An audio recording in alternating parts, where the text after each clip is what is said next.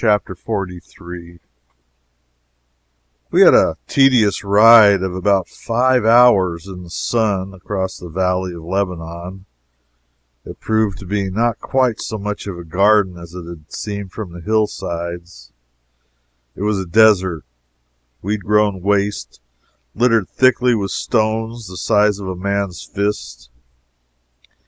Here and there the natives had scratched the ground and reared a sickly crop of grain, but for the most part the valley was given up to a handful of shepherds whose flocks were doing what they honestly could to get a living. But the chances were against them. We saw rude piles of stones standing near the roadside at intervals, and recognized the custom of marking boundaries which obtained in Jacob's time. There were no walls, no fences, no hedges, nothing to secure a man's possessions but these random heaps of stones. The Israelites held them sacred in the old patriarchal times, and these other Arabs, their lineal descendants, do so likewise. An American of ordinary intelligence would soon widely extend his property at an outlay of mere manual labor performed at night under so loose a system of fencing as this. The plows these people use are simply a sharpened stick, such as Abraham plowed with, and they still winnow their wheat as he did. They pile it on the housetop and then toss it by shovelfuls into the air until the wind has blown all the chaff away. They never invent anything, never learn anything. We had a fine race of a mile with an Arab perched on a camel. Some of the horses were fast and made very good time, but the camels scampered by them without any very great effort. The yelling and shouting and whipping and galloping of all parties interested made it a exhilarating, exciting, and particularly boisterous race. At 11 o'clock, our eyes fell upon the walls and columns of Baalbec, a noble ruin whose history is a sealed book. It has stood there for thousands of years, the wonder and admiration of travelers. But who built it, or when was it built, are questions that may never be answered. One thing is very sure, though: such grandeur of design and such grace of execution as one sees in the temples of Baalbec have not been equaled or even approached in any work of men's hands that have been built within 20 centuries past. The great temple of the sun, the temple of Jupiter, and several smaller temples are clustered together in the midst of one of these miserable Syrian villages, and look strangely enough in such plebeian company. These temples are built upon massive substructions that might support a world almost. The materials used are blocks of stone as large as an omnibus. Very few, if any of them, are smaller than a carpenter's tool chest, and these substructions are traversed by tunnels of masonry through which a train of cars might pass. Such foundations as these, it's little wonder that Baalbec has lasted so long. The Temple of the Sun is nearly 300 feet long and 160 feet wide. It had 54 columns around it, but only 6 are standing now. The others lie broken at its base, a confused and picturesque heap. The 6 columns are their bases. The Corinthian capitals and entablature and 6 more shapely columns do not exist. The columns and the entablature together are 90 feet high, a prodigious altitude for shafts of stone to reach. Truly, and yet one only thinks of their beauty and symmetry when looking at them. The pillars look slender and delicate. The entablature, with its elaborate sculpture, looks like rich stucco work. But when you have gazed aloft till your eyes are weary, you glance at the great fragments of pillars among which you are standing, and find that they are 8 feet through, and with them lie beautiful capitals apparently as large as a small cottage, and also single slabs of stone, superbly sculptured, that are 4 or 5 feet thick and would completely cover the floor of any ordinary parlor. You wonder where these monstrous things came from, and it takes some little time to satisfy yourself that the airy, graceful fabric that towers above your head is made up of their mates. It seems too preposterous. The Temple of Jupiter is a smaller ruin than the one I have been speaking of, and yet is immense. It is in a tolerable state of preservation. One row of 9 columns stands almost uninjured. They are 65 feet high and support a sort of porch or roof which connects them with the roof of the building. This porch roof is composed of tremendous slabs of stone, which are so finely sculptured on the underside that the work looks like a fresco from below. One or two of these slabs have fallen, and again I wondered if the gigantic masses of carved stone that lay about me were no larger than those above my head. Within the temple the ornamentation was elaborate and colossal. What a wonder of architectural beauty and grandeur this edifice must have been when it was new, and what a noble picture it and its statelier companion, with the chaos of mighty fragments scattered about them, yet makes in the moonlight. I cannot conceive how those immense blocks of stone were ever hauled from the quarries, or how they were raised to the dizzying heights they occupy in the temples.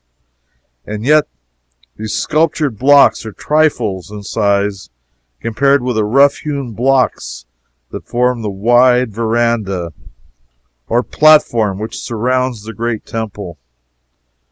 One stretch of that platform, 200 feet long, is composed of blocks of stone as large, and some of them larger, than a streetcar. They surmount a wall about 10 or 12 feet high. I thought those were large rocks, but they sank into insignificance compared with those which formed another section of the platform. These were 3 in number, and I thought that each of them was about as long as 3 streetcars placed end to end, though of course they are a third wider and a third higher than a streetcar. Perhaps 2 railway freight cars of the largest pattern, placed end to end, might better represent their size. In combined length, these 3 stones stretch nearly 200 feet. They are 13 feet square. 2 of them are 64 feet long each, and the third is 69. They are built into a massive wall some 20 feet above the ground. They are there, but how they got there is the question. I have seen the hull of a steamboat that was smaller than one of these stones. All these great walls are as exact and as shapely as the flimsy things we build of bricks in these days. A race of gods or of giants must have inhabited the Baalbec many a century ago. Men like the men of our day could hardly rear such temples as these. We went to the quarry from whence the stones of Baalbec were taken. It was about a quarter of a mile off and downhill. In a great pit lay the mate of the largest stone in the ruins. It lay there just as the giants of that old forgotten time had left it when they were called hence, just as they left it to remain for thousands of years, an eloquent rebuke unto those as are prone to think slightly of the men who lived before them. This enormous block lies there, squared and ready for the builder's hands, a solid mass 14 feet by 17, and but a few inches less than 70 feet long. Two buggies could be driven abreast of each other on its surface, from one end of it to the other, and leave room enough for a man or two to walk on either side.